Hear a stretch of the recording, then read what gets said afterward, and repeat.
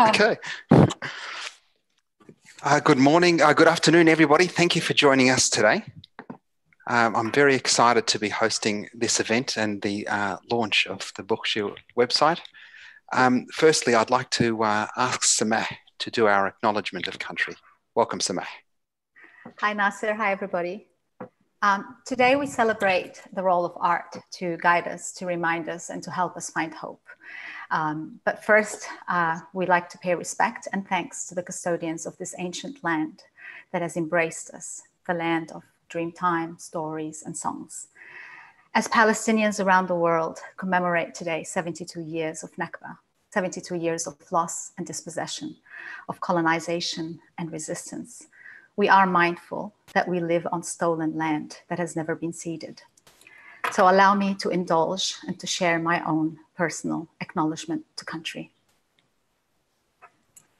I would like to acknowledge the original owners of this land we live upon and the original owners of the land where we come from, the Wurundjeri people of the Kulin Nation and the Palestinian people under occupation, and to pay my respect to our elders, future, past, and present, who safeguard our history, the Hakawatis and weavers of dreamtime stories, forever embedded in our memory.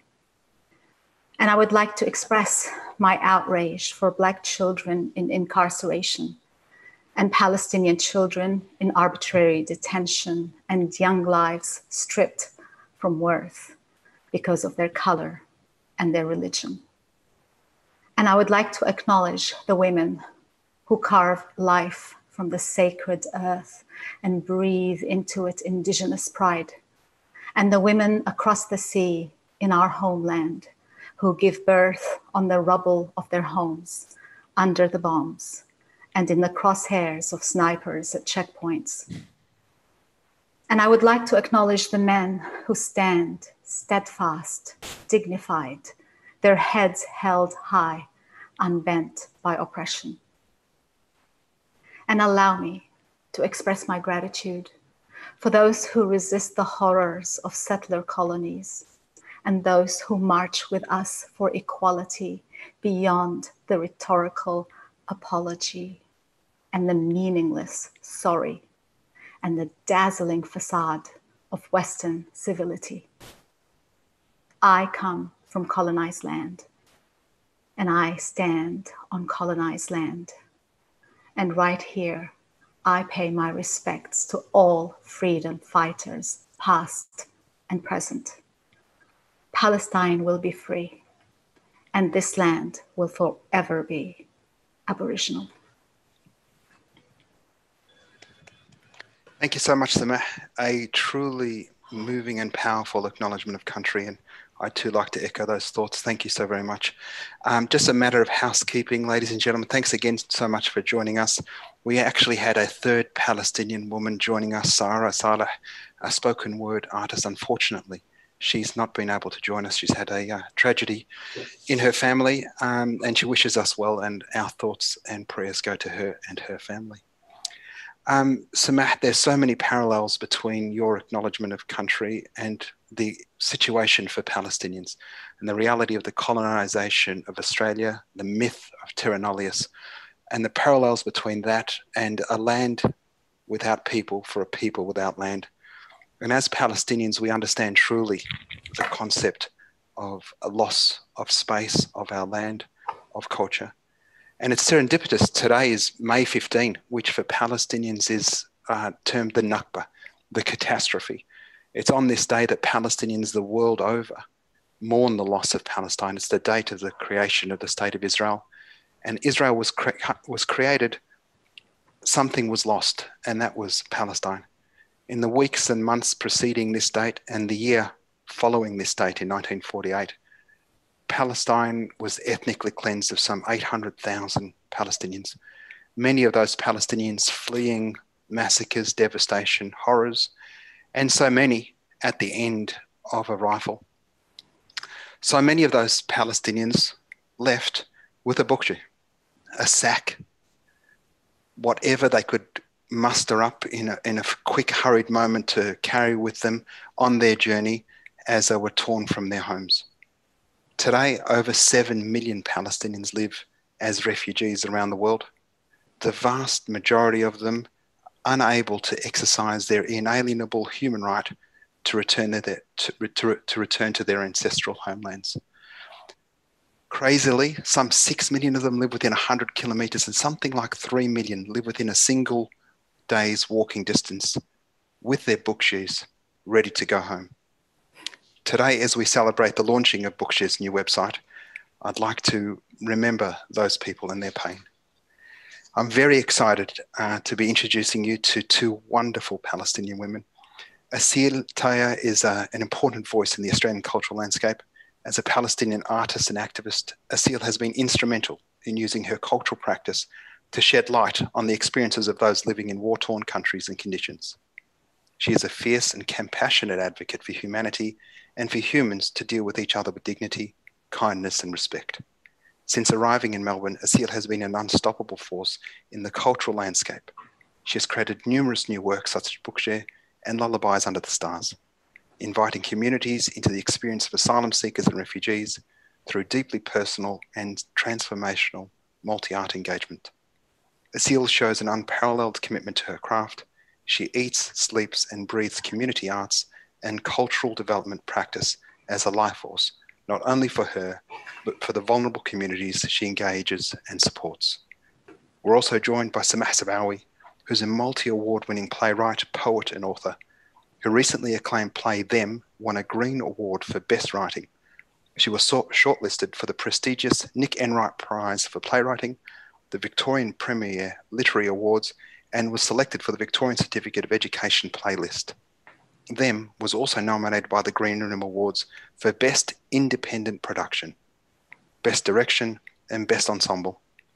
Samah wrote and co-produced Tales of a City by the Sea, a play that has had more than 100 performances around the world, won 2 Drama Victoria Awards, was nominated for the Green Room Awards for Best Independent Production, and was also selected for the Victorian Certificate of Education Drama Playlist.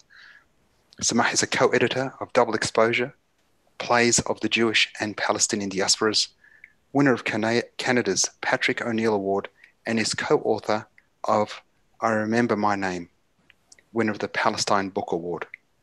Samah has recently completed her doctoral thesis, Inheriting Exile, Transgenerational Trauma and Palestinian Australian Identity at Victoria University.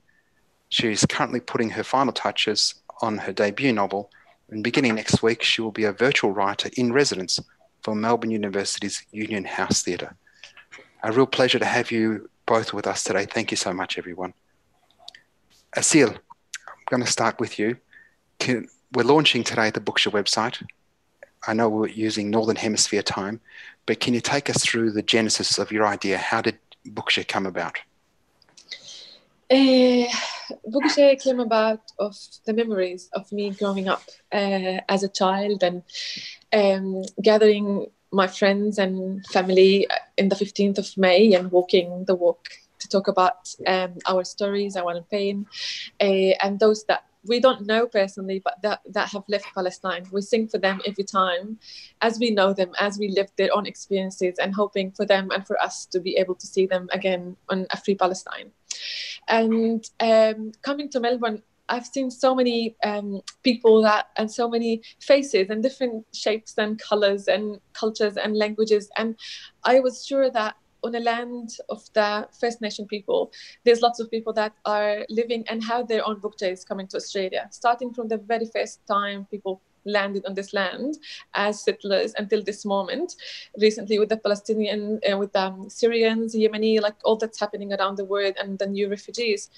I thought there is a lot more to ask and to give to this land, and to share the beauty of the diversity and the stories these people are bringing to this country, and to acknowledge, to stop kind of this assumptions and behaviors that's happening when people are treating the newcomers as strangers when they also were new to Australia. So in a way, and they are not the First Nation and they are not the owners of this land. So just to acknowledge the fact that everybody has his Bookshare when he came to Australia, and to kind of check what is happening within the Bukchays, within the journeys and the homes of those people, and to share these kind of experiences with the wider Australia, those that have not really experienced displacement themselves, but someone in their family have decided to have changed his home or were forced to change his home.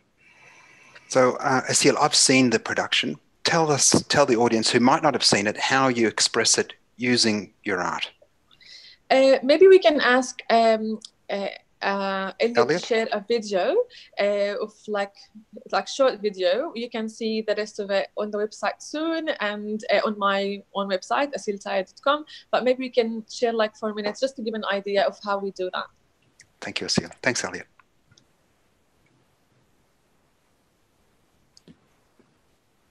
Means to us and what makes us feel at home.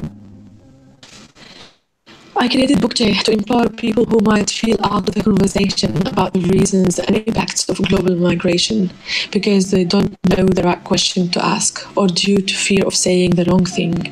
Bukchay initiates a truly meaningful and personal connections between those who have been forced to leave their home and those who have not experienced so.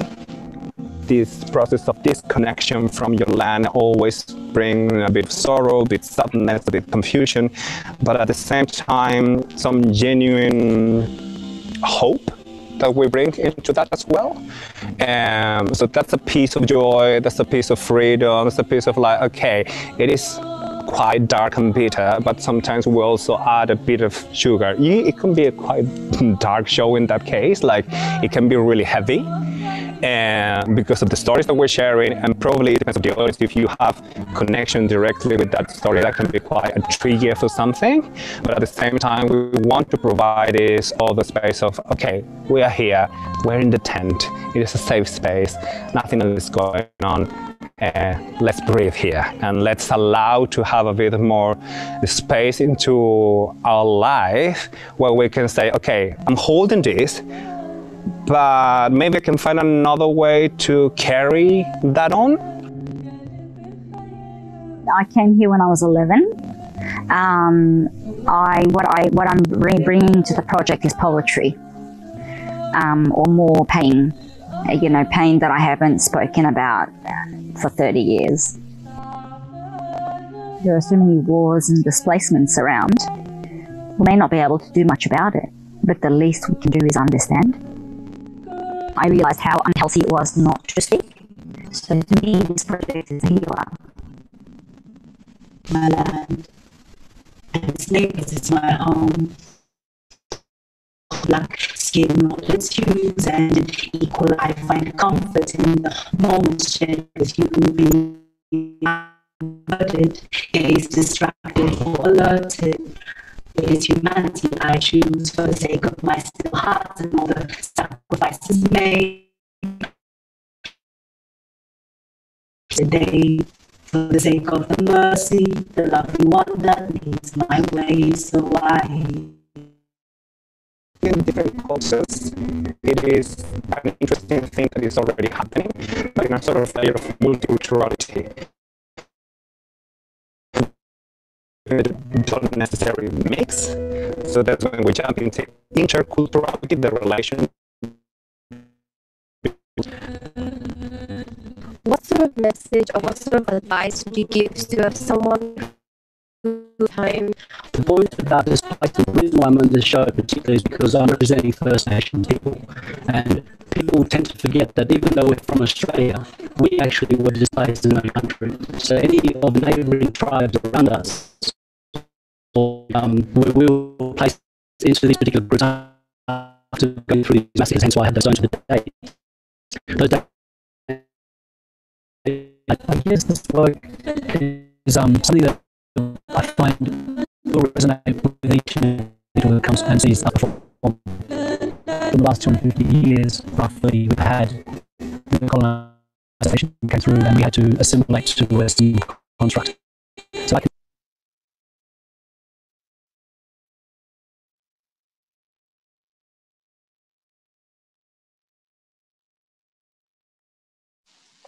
Thanks, Elliot. Apologies to everyone in this post-COVID world. Obviously, the demands of the internet that we should have had haven't been able to cope. sorry, Asil, that we weren't able to deliver the That's video fine. as it should have been, but our people watching later and the participants can go to asiltaya.org to see your website, and then the Bookshare website will be up at midnight tonight. Asiltaya.com. Asil.com.au. Now, Asil, you performed it all over Victoria. How has it been received? How has the interaction been with the public? It was amazing. It's like first for the artists to be able to sing first in their own language and to speak in their own language other than English everywhere was a great start and success.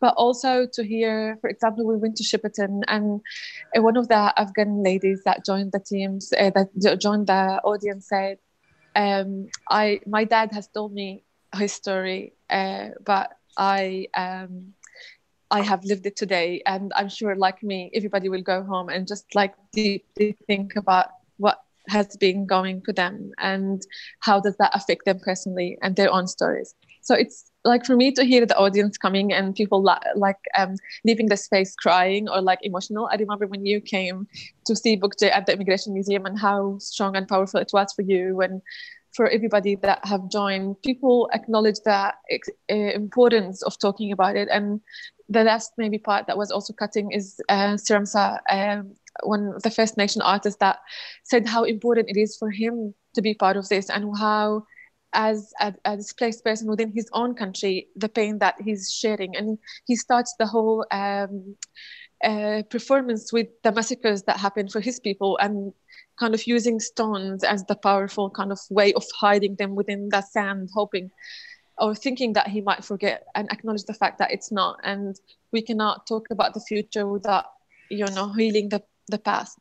So it has been amazing. Like just this June, we will be working in 3 different councils around Victoria, in Shepparton, in Whittlesea, Durban, and Kingston, which is just showing the need for councils and for people to be able to work with the stories and the communities and the children to kind of tell them their stories that no one has told before. It's fantastic that you've created a medium there, Asil, to allow those stories to be told. Over to you, Samah. Thanks so much for sitting so patiently.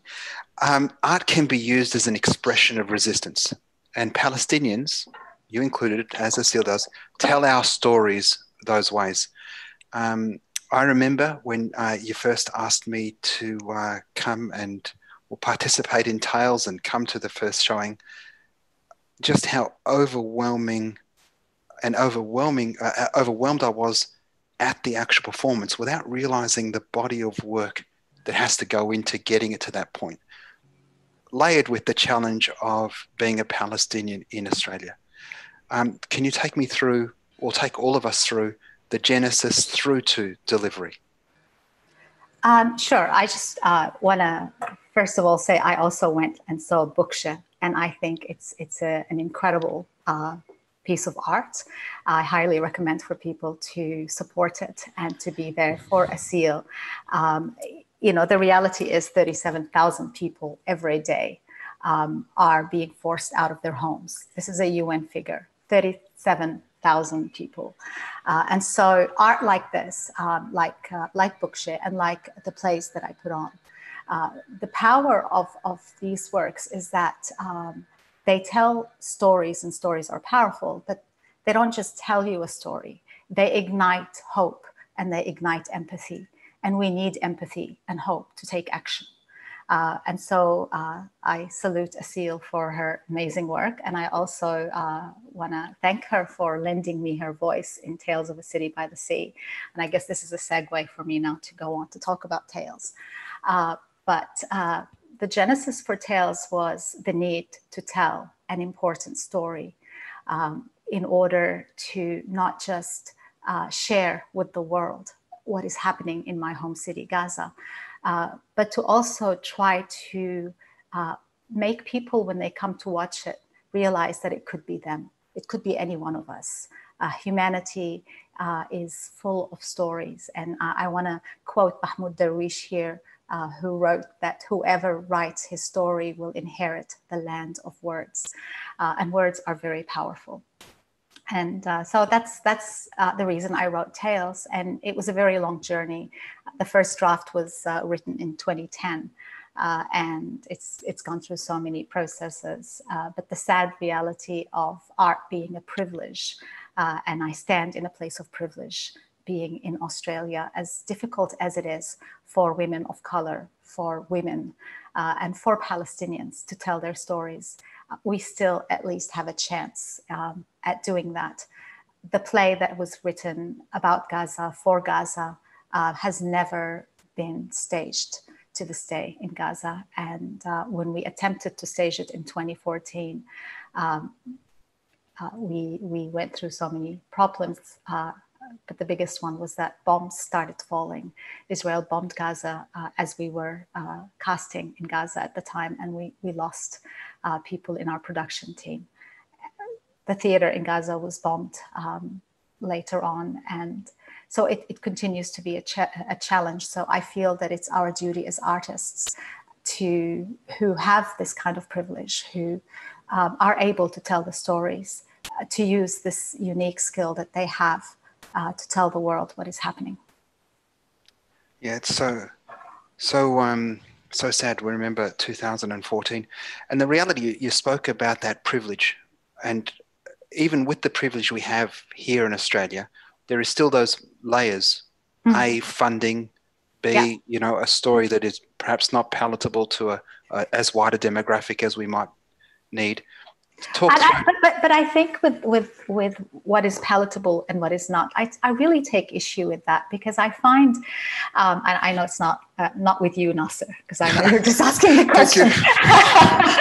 But I take issue with that, but because I find that theaters often underestimate the intelligence of audiences.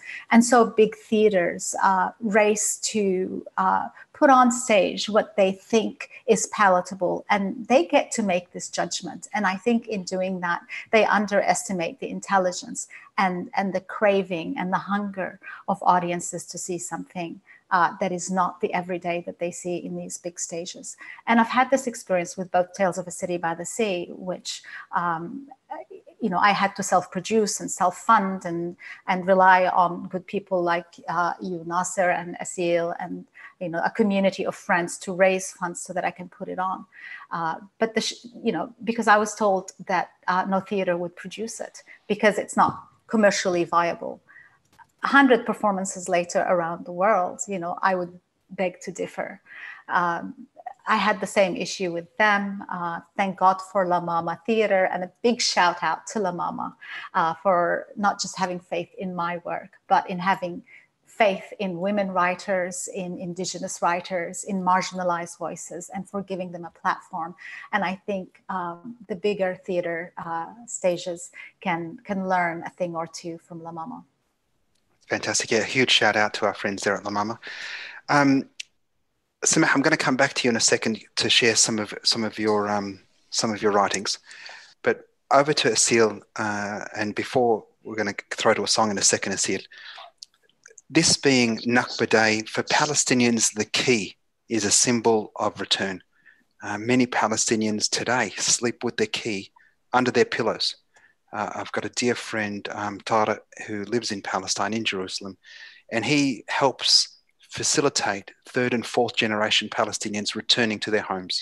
Now, they can return to their homes purely as visitors, and it's amazing that these third and fourth generations can say, okay, we've got to go to the well, right? If I take 15 steps this way, there should be a big olive tree. Turn right, there's where the ruins of the old church were. My house is 5 more steps. And that story that's shared generationally through, many years later, 72 years now since Nakba, symbolized by the key. Can you talk about some of your work that you've done around that? Yeah, through my study and while I was at uni as well, being the only Palestinian in an Israeli art college was not easy, and to kind of survive and keep my identity within my work, I created a house, like using wires and just like using metal wires to kind of create a house, the old houses, the blocks houses, and I hanged keys hanging from it. And through also my practice, I have interviewed lots of people that still live within Palestine, but displaced within their own home country. And I have gathered together with historians lots of keys, actual keys, which I felt so privileged to be able to hold and photograph, that were gathered from, unfortunately, dying elderly in the community that wanted those keys to be kept and celebrated and memorized all the time. So, as you said, yes, keys are really a main thing. And like every time, even my 3-year-old daughter has been given a bear, like teddy bear, and that has a key. I said, Rima, look, like they also have a key of return. And we just relate always the keys and teach our children that we always have to carry those keys and not let go of them. So, yeah. So, Asil, get ready for your song.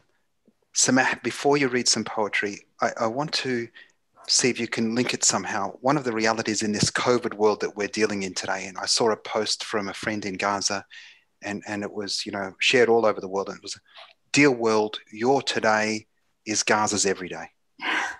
Yeah, 15 years of brutal military siege, air, land, sea blockade. You can only get in and out what the Israeli authorities will allow. It's personal to you as a Gazan, but you spoke about our privilege. Can you speak about that and how that might perhaps bring a new play? Well, there's always a new play on the horizon, Nasser. Look, it's an understatement, to be honest. People are sitting in their homes, and I sympathize and I understand, and I'm also stuck at home in COVID-19 reality. But I can get food, I can get access to medical help. I am not at fear of having bombs falling from the sky. I'm not at fear of having my child kidnapped from my bed at 2:00 in the morning and put in a military prison. So it is an understatement, but I get the gist of saying that you're complaining, that you're stuck at home. We've been imprisoned in what has been called the world's largest, biggest open air prison for over a decade. So that's what I would say about this. Can I just quickly check how much time do we still have? I thought we were till 12:30. And we've got half an hour. Okay, great. We're Palestinian anyway. Just keep talking until they turn the microphone off. Good. So did you want me to read a poem? Yes, please. All right. So this poem is from Tales of a City by the Sea. And I'm reading it because Asil requested that I read one of the poems that inspired the play Tales of a City by the Sea. And it speaks to the state of being locked up and under siege. I wrote this poem, a dedication to my husband, who during the 2009 bombing of Gaza felt like he was trapped outside the cage that is the Gaza open air prison. And he was very worried about his family, and they were our strength and they were our inspiration. So this poem is dedicated to my husband Munir and to his family in Gaza. It's called Defying the Universe. Are your loved ones trapped behind the wall? Do they need the army's permission for their prayers to reach the sky? For their love to cross the ocean and to touch your thirsty heart? Are your loved ones trapped? Do you yearn to be in your family home?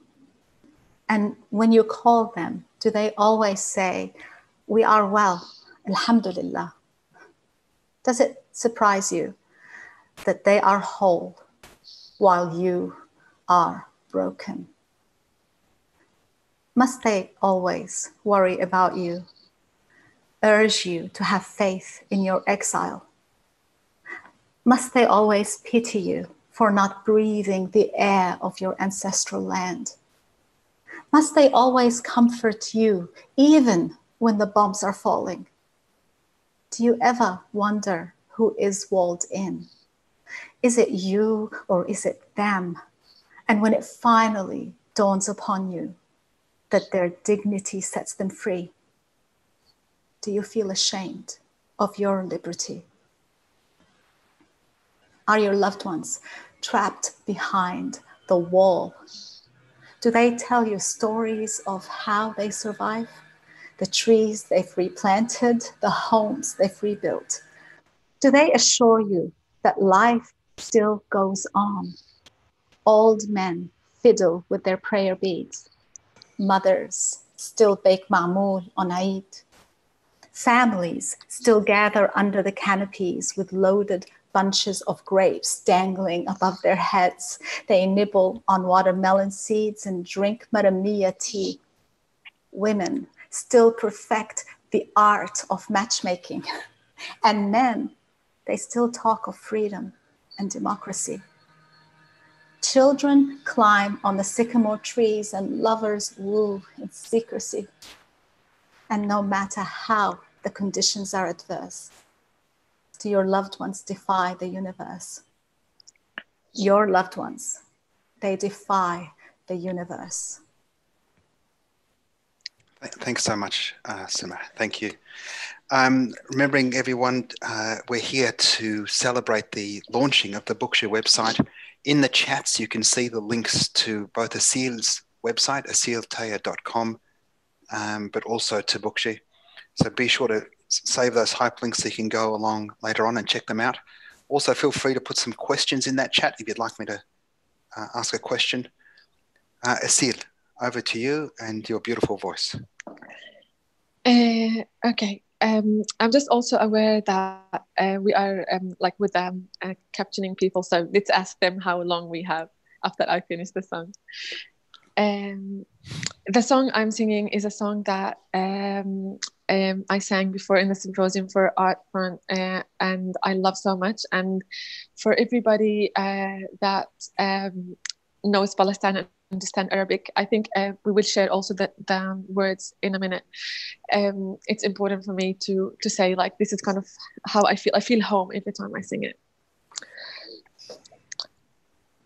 أصبح عندي الآن بندقية إلى فلسطين خذوني معكم إلى لبن حزينة كوجه المجدلية إلى القباب الخضر والحجارات النبي 20 عاما وأنا أبحث عن أرض وعن هوية 70 عاما وأنا أبحث عن أرض وعن هوية أبحث عن بيت الذي هناك عن وطن المحاط بالأسلاك أبحث عن طفولتي وعن رفاق حارتي أبحث عن طفولتي وعن رفاق حارتي عن كتبي عن صوري عن كل ركن دافئ وكل مزهرية إلى فلسطين خذوني معكم يا أيها الرجال أريد أن أعيش أو أموت كالرجال أصبح عندي الآن بندقية قولوا لمن يسأل عن قضيتي بارودتي صارت هي الهوية أصبح عندي الآن بندقية. Thank you, Asil. So very, very powerful and moving. The words are in the chat, ladies and gentlemen, so feel free to go in there and you can have a read of them. You can understand the power in those words and why. So very, very moving. Sorry, Samah, it's a very moving song. Now forget Samah. I want to hear more from Asir. Another song. We'll give her a chance to get ready another song. I wanted to ask you, Samah, about the fragmentation of Palestine and the challenges that has as an artist for collaboration. So, I mean, perhaps most of our people don't realize there's 5 or 6 different types of Palestinian. There's Israeli Palestinians, Jerusalem Palestinians, Gaza Palestinians, West Bank Palestinians, Palestinians that are refugees in Arab countries, and Palestinians like us outside. Yeah. So it's look, the system that has separated the Palestinians, the Israeli systematic separation of the Palestinian and fragmentation of the Palestinian is there to ensure that we cannot collaborate on pretty much anything, let alone art. So Palestinians from the day of their birth are given an ID number. There's 5 different IDs that you can get if you're born under Israeli rule. And this ID number determines where you're allowed to live, what rights you can have, and pretty much everything that is important that can touch on your life.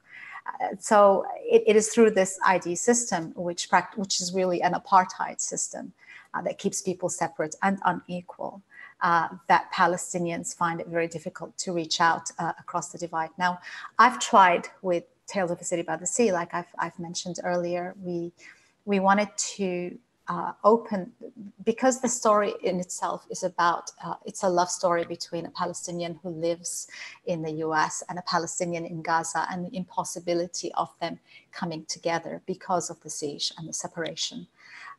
We thought it would be good to try to put on 3 productions at the same time, one in the West Bank, one in Gaza, and one in Australia, and all 3 productions in my dream world were to open on the same night. And so that's connecting all the artists that are working on these 3 productions and bridging the Palestinian art together and making a statement.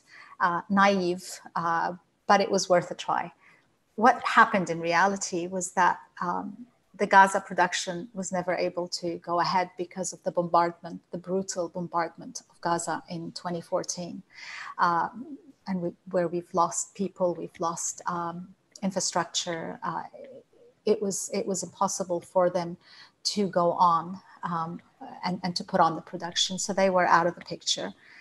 In the West Bank, as we started rehearsing, the Aida refugee camp, it was the Al Rawad Cultural Center that was putting on the production. Abdel Fattah Abu Sroor, who's amazing, and a shout out to Al Rawad while we're at it. He was directing the play, but the area where the play is, the Jenin refugee camp, fell under curfew, extended curfew, and so our team there was not able to make it to rehearsal on time, and the production kept getting pushed back. And so they didn't open until almost 2 weeks after we did. And so for me, that was just a real life example of how, you could be at the starting point in the same, at the starting point in 3 different places, but you see the impact and the brutality of occupation and the way it stands in the way of putting on something, even if it's just artistic and if it's a love story and if it's theater. And really, when you're talking about a people under occupation, theater is such a privilege. It's the day-to-day life that they can barely survive. And yet you find these pockets of artists who use their art to ignite hope and to resist. And I'll borrow Abdel Fattah Abu Sroor's phrase, which became the slogan for our play, Tales of a City by the Sea. What we're putting on is beautiful resistance, and that is what Palestinian art is, beautiful resistance. Yeah, beautiful resistance. Thank you so much, Samah. I'm going to go to Asir, but come back to you for another poem. And if you could share with our audience a genre of art that isn't your space, that something that you see that is beautiful resistance, and perhaps where they might be able to find those Palestinian artists. And then I'm going to get you to do the same thing, Asil, after you sing, and we go Samah's poem, and then back to you to share another artist and a different genre to yours. So you mean like other artists that create other beautiful Palestinian resistance art? And it could be, for me, you know, one of the things that I so admire is women's embroidery, tatriz, the traditional women thobe and the embroidery. I think you're wearing a piece now, but anyway, enough about me. Go, Asil. No, like one of the things that came immediately to my mind is one of my good friends, Mahmoud Sabani. He's a caricature artist, and he, because of what he did, he stayed in, like, he was in jail for years because of his art and his resistance. And many like him, Palestinians in different places around the world, also get troubled. I personally was was in prison just because of my own art and what we do. So it's like, even those things I admire, I don't know if I'm even able to share and talk about and not really getting into troubles while I'm doing as a Palestinian. But yes, I love the other art genre I really, really appreciate, which is, other than the embroidery, is the making of the instrument, the Palestinian instrument that we use every day, but now people are doing creating more for like home, to keep this culture. What we used to use before as tools and instruments at home now become kind of an art piece that no one wants to let go or use, scared that they will lose the meaningful and the culture and the heritage of those elements of, like, the ghirbal, or I don't know the word unfortunately in Arabic, but in English, but it's kind of a big wooden piece that normally people used to use as to help with making dough and like harvesting. Now they're just keeping all the old instruments and writing on it, or like keeping it as an art pieces at home, which is like keeping generations and generations. And the calligraphy, the Palestinian artist Bilal Khalid, for example, the one that recolored the photo that we used for Zoom today, for this lunch today, he is writing calligraphy of the Palestinian poets around the world, like literally traveling the world and creating murals, huge murals around Europe, telling the stories of Palestinians in siege. So, yeah. Fantastic. Have you got a song ready, or should we go to Samah? I always have a song ready, but let's go to Samah. No, you sing, and then Samah's going to give us a poem. Okay, so I will sing a song from Tales of a City by the Sea that I love so much, and I will also dedicate it to Uncle Munir. And I will finish with a song that you cried when I sang it for you, Nasir. But we start Tales of a City by the Sea by a song that is saying and like telling like speaking to a bird and telling him how lucky he is, because he can just live in peace, and how painful we live, how much pain we live in. نيالك مهدا بالك يا طير البيت، حشت الورد لحالك وانا ضليت. نيالك مهدا بالك يا طير البوم، وشلت الورد لحالك وانا المحروم. وجرحي صح من يا ناس داويني، وجرح الهوى مر من السكاكيني. ونيالك مهدا بالك شو عبالك، وانا دويت وشلت الساعد لحالك.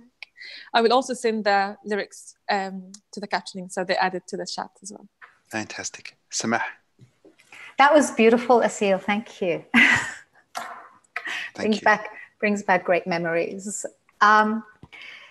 So as far as genres I love listening to music. May Barghouti, I've discovered her of recently, and she is just an amazing young Palestinian singer. I highly recommend anyone who wants to lose themselves in beautiful songs to look her up. May Barghouti. As far as cultural centers go, I am a big fan of Al Rawad Cultural Center. I think they call themselves Society now, Cultural Society. In Aida camp. In Aida refugee camp. So look that up. They do incredible work on an ongoing basis. And I think that's enough for the plugging of others. Of others, although there are so many. It's Palestinian art has really taken off. There are so many incredible poets, writers, singers, musicians. So not mentioning their name, I apologize, but I don't think we have time for all of them. Well, I think you encapsulated it. You encapsulated Samah when you said, it's beautiful resistance and the reality of the Palestinians in their steadfastness. Resistance is something that is, synonymous with Palestinians, and thus necessarily our art is reflecting that. Absolutely.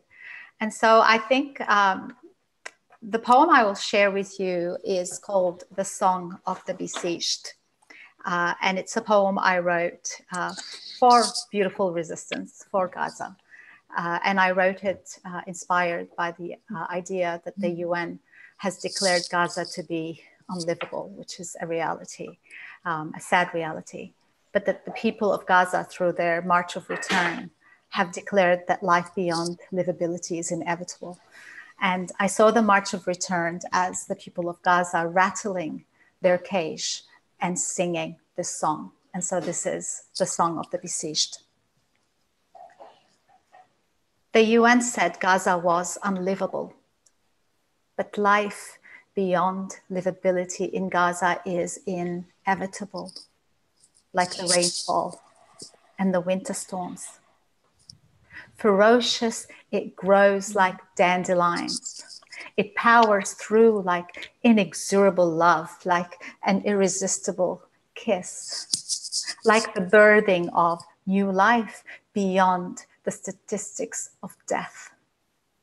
Life beyond livability in Gaza is inevitable like the sunrise, predictable like the movement of the tides, invincible like flowers in the desert, unassailable like a smile on the lips of the beloved, unequivocal like a word that splits bullets in halves, indomitable like a revolutionary march, unstoppable like the earth's rotation, formidable like a fist in the face of occupation, undeniable like destiny, like freedom from tyranny, like justice for the refugees.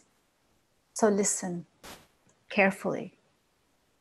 2 million captive hearts are beating off rhythm. There is no harmony beyond livability, only the inevitable. Beware the inevitable. Wow. Thanks so much, Samah. Thank you. Samah, we're going to go to Asil, but there's a question in the chat there that says, how can we strengthen connections between Australia and Palestine, the cultural connections? Just as a question on notice. That's Asil, a huge question. That is a huge question. You're going to have 3 minutes to give it to us a bit later because we have to wrap up at 1 o'clock. Okay, sure. Asil, over to you, Ruthie. I would just say that there is a group on Facebook that's called Artists for Palestine that you are more than welcome to join. I started this when I first landed in Perth, and I just wanted more people to know about Palestine and gathered lots of artists, the Palestinian in diaspora around in here and around the world. So I would just highly recommend if you want to connect, and you can see the people there. So that's one. And I want to share another song from Tales of a City by the Sea. That's just another teasing. So when we have Tales, and I just keep asking Samah to put Tales again. You are relentless, Asil. That's Palestinian resistance for you. this play has just a lot to long life, and I don't think we should just stop it now. But Absolutely. the song is called على طريق عيتيت قطعوا صلاتي, and that's a song that the very first time I met Nasser, when we spoke about tales in his office, I sang for him, and that's the moment I just loved him so much, because it was really, for someone that didn't know me and meet me before, it was Samah's best weapon to kind of say, Nasser, you have to support us to put tales on the stage. So here we go. And I loved you since. And it's called على طريق غزة. We just shared it على طريق غزة. On the way to Gaza, they stopped my way. One is my beloved person, and one is my life. And I'll also share that with you. That's how it goes. على طريق غزة يمي قطعوا صلاتي قطعوا صلاتي وحي حبيب الروح يمي واحد حياتي ودعوني وراحوا يمي صوب الشجعي وقالوا شو هم من موت يمي تبقى القضية. نحن دقنا العذاب يمي دقنا حالته واللي نسي أرضه يمي يعدم حياته يعدم حياته. Thanks, Cecile. And still works, still you makes can me tell, cry. You can tell. Still makes me cry. Samah, we've only got a few minutes to go. Perhaps you can close with, if you've got another poem ready, otherwise your answer to how we strengthen ties before we thank the Arts Front people for this platform. Look, I don't have a short answer, but because Palestine does not have proper institutions to support artists, like countries that have ministries of culture and art and so on, just seek out Palestinian artists, give them a platform, celebrate them, and join Asil's group to start a discussion there. But it's a really good question, and one that deserves a little bit more thinking and a little bit more time. As much as I would love to share another poem with you, I would love to hear another song from Asil. So I'm yielding. No, please. I'm yielding my time. Asil, please, one more song for me. You've dedicated one to Nasser, one to Munir. What do I get? Nothing? يا أعز أغلى وأطيب قلب علي للعالم معنا الحب ونشاوروا قالوا عليك طيب خليك كده من قلبي قريب وكفاية تكون إنسان في زمان في طيبة القلب بتتعيش. Beautiful, thank you. I think that's a great way for us to finish. Thank you so very much to both Asil and Samah for joining us. Sari, we missed you and we love you and send you our love. To the Little Lunch people, thank you so much for giving us this opportunity to launch Bourget. Make sure you bookmark it and go on to bourget.com.au and download that and check out the performances. Hopefully Samah will have another showing of them and Tales and her next play, God willing. I would love Nasser to also encourage people to subscribe to our Bourget website so they can see when it's on. Unfortunately, we as working with the designers, like in the other side of the world, our time was in kind of 12 hours, and we will try to put it earlier, but we would love to share with you things that we are doing as well, and hopefully to invite you to the events we are doing within Refugee Week next month. And I would love to thank Sarah and Noam and the team of Little Lunch for really making. I know normally it's a half an hour, but I'm so honored to be joined by everybody here and see all the comments from people I know and I love, and that are huge supporters of us, like you, Paula, and everybody else that have joined today and send us lots of love. We really love you so much, and I believe that Artfront and the team would really lead this kind of space into a better place. Fantastic. Well, that's the role of art to help our society grow. Finally, a big thank you to our Auslan interpreters. Thank you so very much for your efforts. Great work. And to Norman Elliott and everybody else that we haven't mentioned, thank you. And thanks for joining us and joining us on this special day for Palestine. Thanks so much, Asil and Samah and everyone. Thank you. Have a good afternoon, everyone. Bye-bye. Bye.